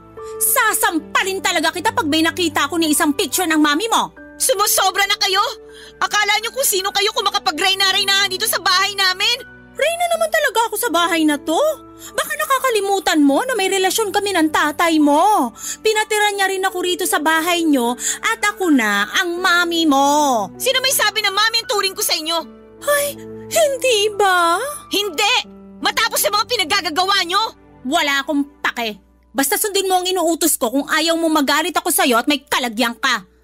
Buisit na to? Dami pang satsat? Ay, kainis.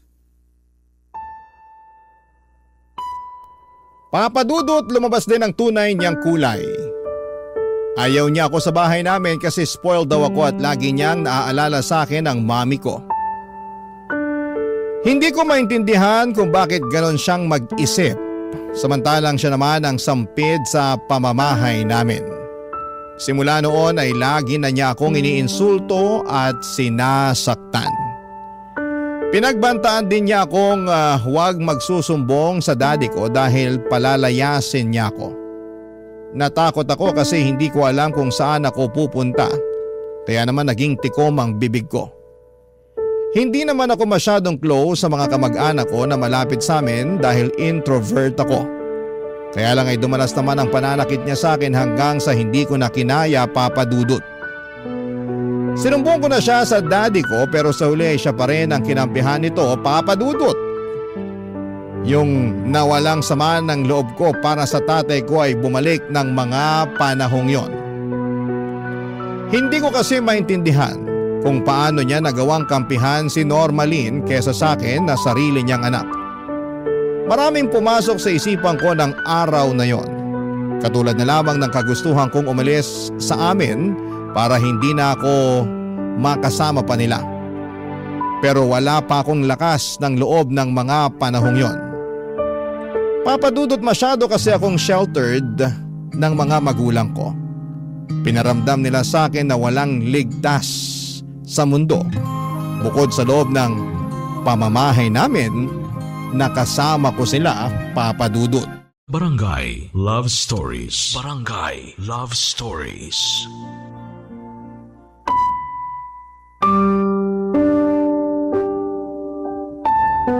Papa Dudut, wala akong pinagsabihan sa mga kamag-anak ko sa father side tungkol sa pang-aabuso sa akin ni Normalin. Hindi ako ganoong kalapit sa kanila at baka hindi rin naman sila maniwala. Ang alam nila ay masaya si daddy na meron na siyang kinakasama at okay sa kanila yon dahil may nag-aalaga na sa kanya. Bukod doon ay magaling magkunwaring mabait ang madrasta ko. Kaya naman para makaiwas na lagi niyang pinagdidiskitahan ay sinusunod ko na lamang ang mga utos niya. Hindi ko na rin inulit pa ang pagsasabi sa tatay ko dahil hindi rin naman niya ako kakampihan. Tiniis ko na lamang ang lahat hanggang sa hindi ko na namalaya na 1 taon ko na palang kasama sa bahay namin ang madrasta ko, Papa Dudut. Tapos ay doon ko na siya na huling iniiputan sa ulo ang tatay ko kapag nakatalikod ito. Galit na galit ako sa kanya kasi nakuha niya pang manlalaki samantalang nandyan naman ang daddy ko.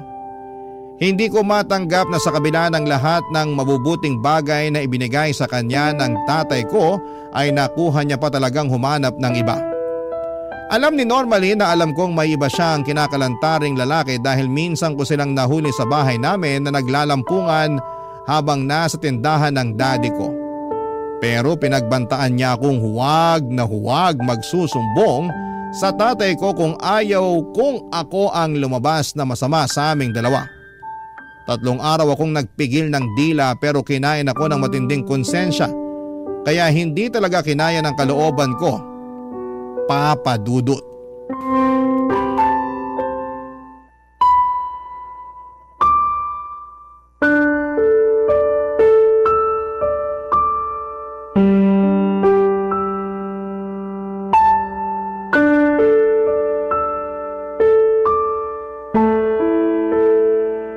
Dad, may sakit po ba kayo?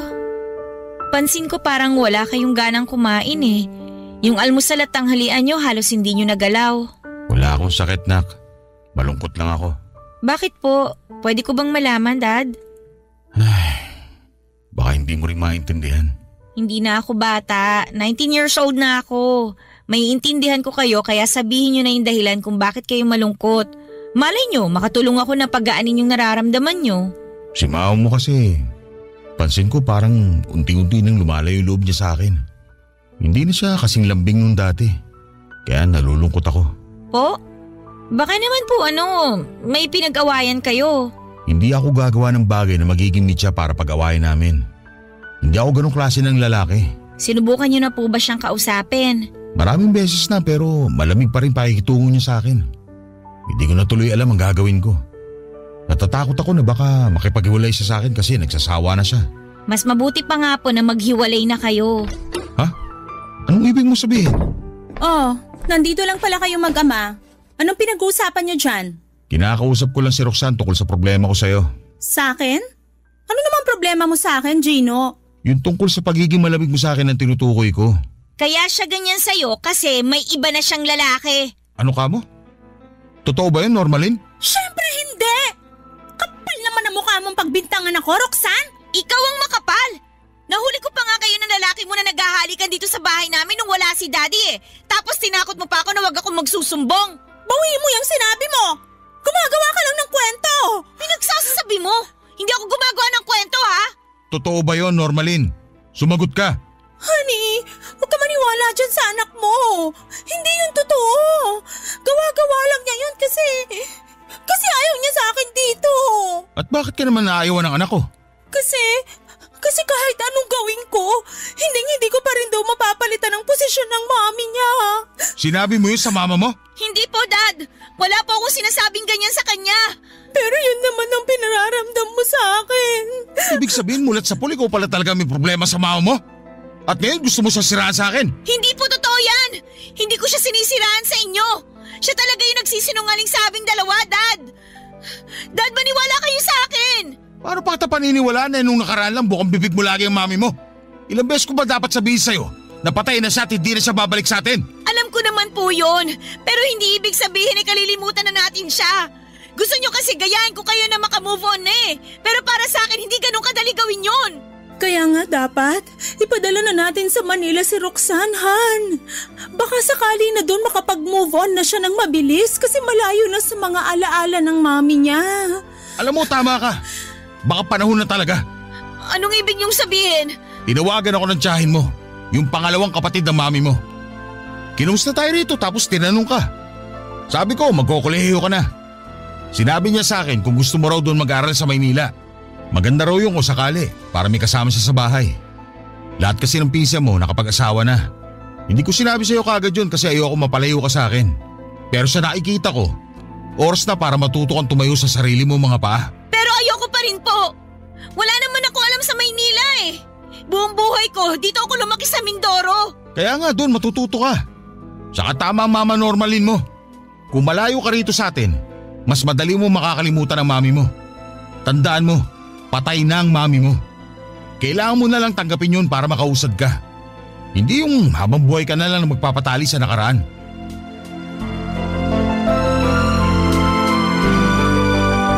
Kahit na alam kong posibleng kampihan na naman ni Daddy si Normalin ay sinubukan ko pa rin sabihin sa kanya ang nalalaman ko, Papa Dudut. Pero ako pa rin ang lumabas na masama kahit na concern lang naman ako sa kapakanan niya bilang tatay ko. Naiyak na lamang din ako noong sabihin niya sa akin gusto niya akong ipadala sa Maynila para mag-aral habang nakatira sa tiyahin ko sa mother side.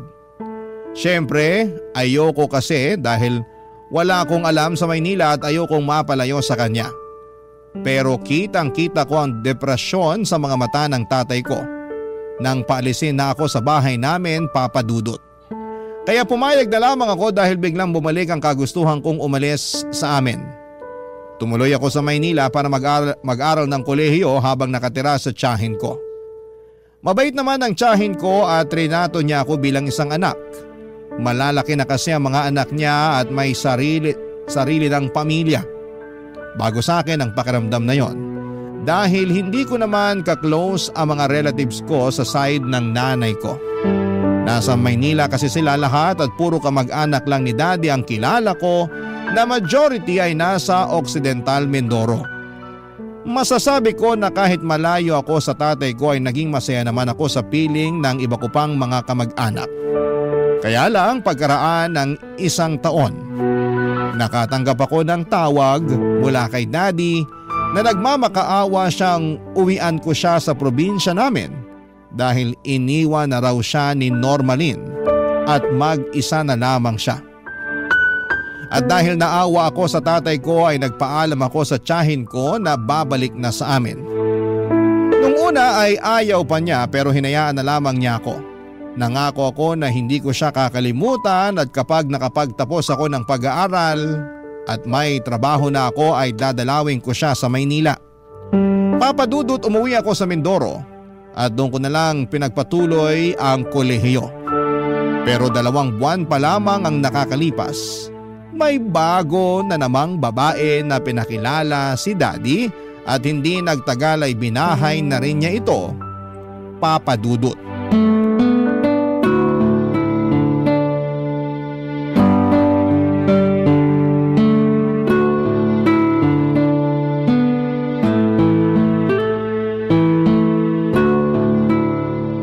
Wow, ganda naman itong damit mo.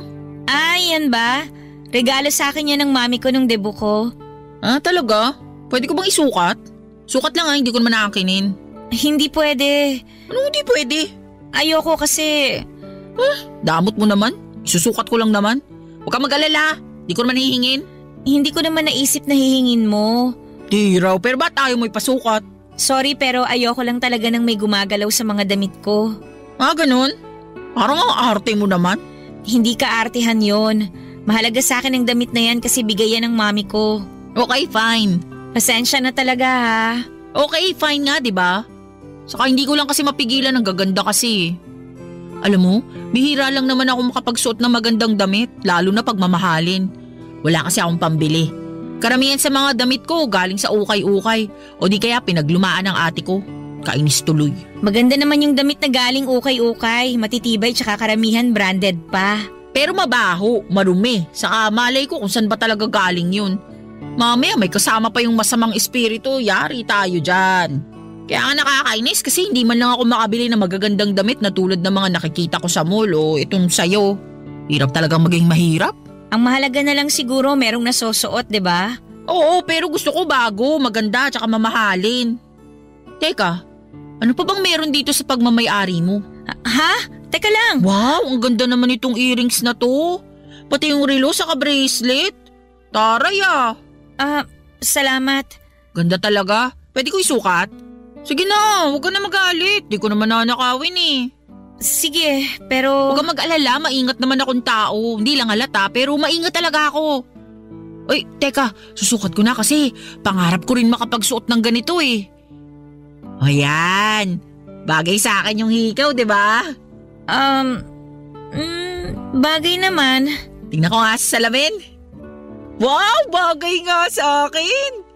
Bili ba to ng daddy mo sa'yo? Oo, regalo niya nung gumraduate ako ng elementary. Matagal na pala pero maganda pa rin.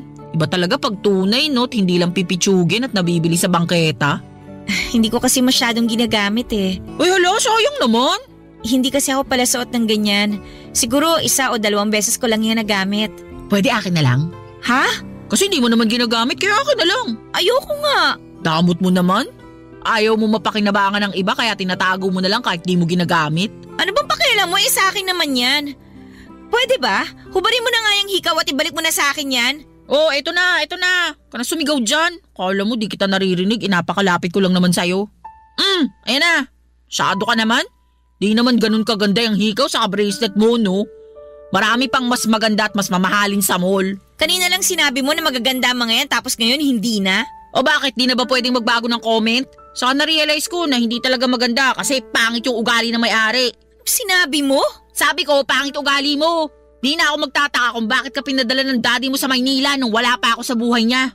Kung ako rin yung tatay mo, naku baka pinatapon pa kita sa ibang planeta. Ang kapal naman ng mukha mo. Wala kang alam sa totoong nangyari. Eh yun lang naman ang kunento sa akin ng daddy mo. Baka sa susunod ko pa malaman yung ibang detalye. Pwede ba umalis ka na lang dito sa kwarto ko? Magre-review pa kasi ako eh. Istorbo ka masyado. Bumagsak ka sana sa exam mo. O alam mo kung sinong matalino? Pweh!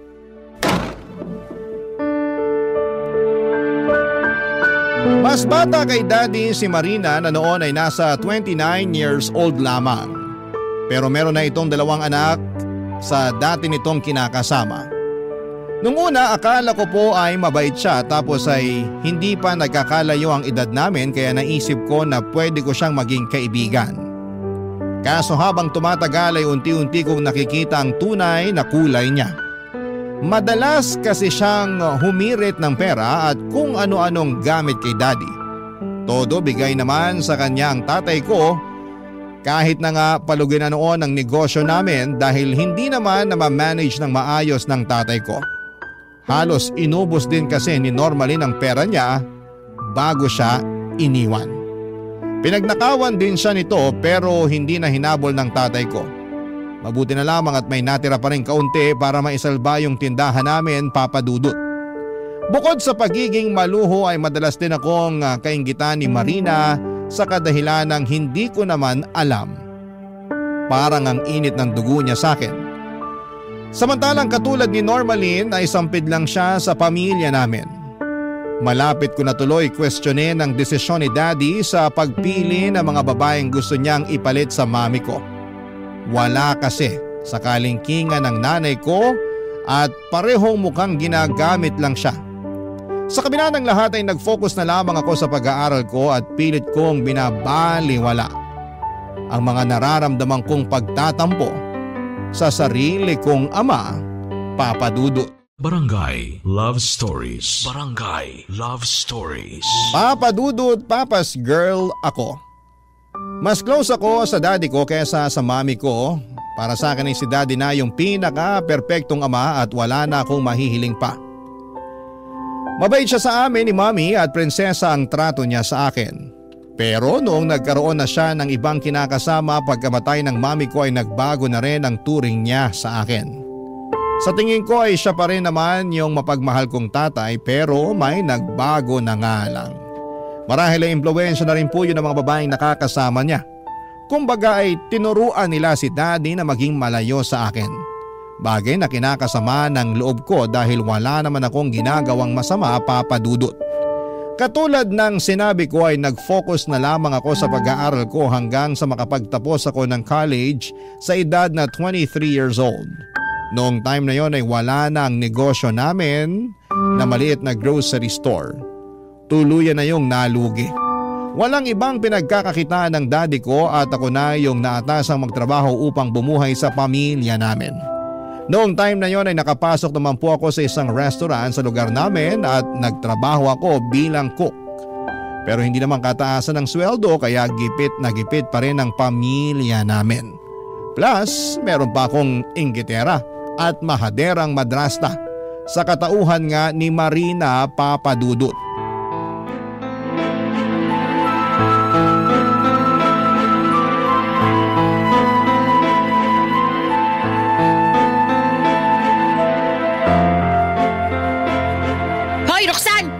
Sinabi mo sa daddy mo na nakikipaglandian ako sa ex ko. At bakit, hindi ba? Nakita ko kayo nung isang araw na kumakain sa fast food kasama yung mga anak nyo. Nakipagkita lang ako sa mga anak ko, yun lang yon. Hindi lang yun na nakita ko. Nakita ko rin kung paano ka lumingkis na parang ahas sa kanya. Kaya alam ko at sigurado ako na nagkabalikan na kayo habang kayo pa ng daddy ko. Siya rin yung lagi mong katawagan sa cellphone, di ba? Tuwing madaling araw sa labas na tinatawag mo pang sweetheart. Ibang klase ka rin no? Kapal ng mukha mo. Gusto mo lang sirain kami ng daddy mo kasi ayaw mo sa akin. Ayaw ko talaga sa'yo kasi manggagamit ka lang. Tama ba yung narinig ko? Ayaw mo sa Mama Marina mo, Roxanne? Hindi ko po mama ang babaeng yan, Dad. Kaya ba ganyan mo siya pagsalitaan kasi hindi mo naman pala siya tinuring na mama? Napakabastos mong bata ka. At ako pa pala talagang bastos? Baka nakakalimutan nyo. Pinakikisamahan ko ang babaeng yan dito sa pamamahay natin kahit na may ugali yan na kinukonsinti nyo lang. Anong ugaling pinagsasabi mo dyan? Alam mo, ikaw masyado kang imbento. Darling, huwag ka maniwala sa anak mong yan. Ayaw lang talaga sa akin yan, kaya ganyan yan magsalita. Alam mo ba, sinabi niya sa akin na gusto niya daw akong umalis dito sa bahay niyo kasi ayaw mo na raw sa akin. Sinabi niya yun sa'yo, darling? Oo, wala akong sinabing ganyan Ikaw ang imbento Dad, huwag mo sabihing naniniwala ka sa kanya, ako yung anak mo. Di ba sinabi ko sa inyo na niloloko lang kayo niyan? Hindi niya talaga kayo mahal kasi mukhang nakipagbalikan na siya dun sa tatay ng mga anak niya at pineperahan na lang niya kayo. Hoy, hindi totoo yan Bakit ko naman babalikan yung hayop na yun nananakit yun? Alam ko kung ano yung nakita ko. Ginawa mo pa akong sinungaling sa harap ng daddy ko. Masyado kang malisyosa. Gino, pagsabihan mo nga yung anak mo. Pwede ba tumigil na nga kayo? Roxanne, ayoko nang pinagsasalita mo ng ganyan yung mama mo. Mas kinakampihan niyo pa yan kaysa sa akin, Dad. Nag-usap na kami. At nilinaw niya na sa akin na wala nga silang relasyon ng dati niyang kinakasama. Kaya wag mo na lang masyadong bigyan ng kulay yung nakita mo. Wag mo sirain yung pagsasama namin ng mama mo. Ako pa talaga yung sumisira sa pagsasama nyo. Concern lang naman ako sa inyo. Ganyan din yung nangyari sa inyo nun kay Normalin, di ba? Hindi rin kayo nakinig sa akin tapos sa huli, iniwan din kayo at pinagnakawan pa niya kayo. Wag mo ako kinukumpara sa babae na yon. Magkaiba kami. Para sa akin, pareho lang kayong malandi at manggagamit. Bakit niyo po ako sinampal, Dad? Tigilan mo na kasi pagsasabi na kung ano-ano sa mama mo. Hindi ko po siya mama. At kahit kailan walang sino man ang papalit sa mami ko. Hindi ako katulad nyo na gano'n na lang kadaling kinalimutan si mami at ipinagpalit pa sa hindi lang isa, kundi dalawang babae. Galit ako sa inyo, Dad. Galit ako sa inyo. Ayoko na kayo makita. Ayoko na kayo makasama. Saan ka pupunta, Roxanne? Bumalik ka rito! Hayaan mo na siya! Matanda na yung anak mo, huwag mo nang binibaby. Kaya lalong lumalaki ulo Pero anak ko pa rin si Roxanne. At mag-aalala lang ako lalo kung hindi ko alam kung saan siya pupunta. Sinabi ko na matanda na si Roxanne. Siguradong hindi naman siya gagawa ng ikapapahamak niya. Kaya hayaan mo na lang muna yung anak mo. Mabuti pa, pagtitimpla na lang kita ng kape. Halika, doon tayo sa kusina. Ang akala ko, Papa Dudut, ay makikita na ni Daddy ang halaga ko bilang anak niya. Akala ko sa wakas ay kakampihan na niya ako laban sa mga mapang-abuso kong madrasta. Pero nagkamali na naman ako. Kasi kahit sa pagkakataong yon ay pinaramdam niya na hindi niya ako mahal. Kaya naman napuno na ako at sinabi ko sa kanya na galit ako sa kanya. Kita ko ang gulat at lungkot sa reaksyon ng kanyang mga mata pero wala na akong pakialam. Ang tagal kong kinimkim yung galit na yon sa loob ko dahil mahal ko siya at nirerespeto ko bilang tatay ko pero pagod na ako, Papa Dudut. Doon ako nagdesisyon na umalis sa amin sa lalong madaling panahon. Hindi ko lang sinabi sa daddy ko pero nag-apply na ako ng trabaho sa Maynila para pag natanggap ako ay makakalipat na ako. At mabuti na lang dahil pagkalipas ng 1 linggo ay nag-email sa akin ang kumpanyang inaplayan ko. Walang-wala ako ng mga panahon na yon dahil kaka-resign ko lang din sa trabaho pero desidido na akong umalis sa amin. Kaya kinausap ko ang tiyahin ko sa Maynila at nagpatuloy sa akin noon kung pwede niya akong tulungan. Hindi ako nakarinig ng kahit na ano sa kanya bukod sa pagsang-ayon niyang pamasahian ako at bigyan ng pocket money papunta sa Maynila. Noong araw ng alis ko, doon ko lang sinabi sa daddy ko ang plano ko kaya sinubukan niya pa akong pigilan pero hindi ko siya pinakinggan, Papa Dudut. Nagbingi-bingihan ako sa pagmamakaawa niya na huwag ko siyang iwanan at tuluyan ng umalis. Pagdating sa Maynila, kina tita muna ako tumuloy. Hindi nagtagal ay nagsimula na ang panibago kong career bilang tagaluto sa isang hotel. Masaya ako sa ginawa ko at nakakalimutan ko rin ang problemang dinadala ko. Nagpapadala pa rin naman ako ng pera sa daddy ko dahil hindi ko naman siya matitiis. Pero hindi ko na siya kinakausap ng madalas kasi ayoko na siyang mamis. Wala na kasi akong tiwala sa kanya. Bukod doon ay hindi na rin ako papa's girl.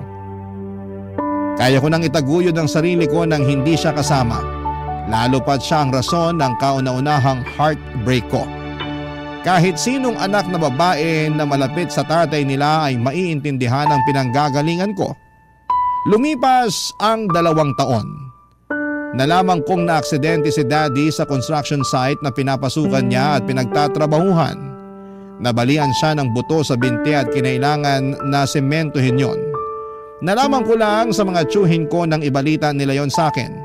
Kaya nga naawa ako ng husto sa tatay ko at agad ko siyang kinontak. Doon ko rin nalaman na pagkatapos niya palang maaksidente ay iniwan na rin siya ni Marina para makipagbalikan sa tatay ng mga anak nito matapos siyang pirahan at gamitin. Kaya agad akong umuwi sa Occidental Mindoro para puntahan siya at bisitahin Papa Dudut.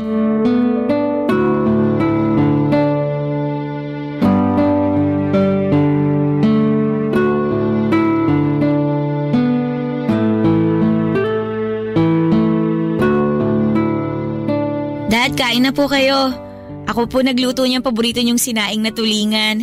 Talaga? Mukhang masarap na ka. Salamat. Kakain ako mamaya pero pwede ba kitang kausapin muna? Sige po, tungkol saan po?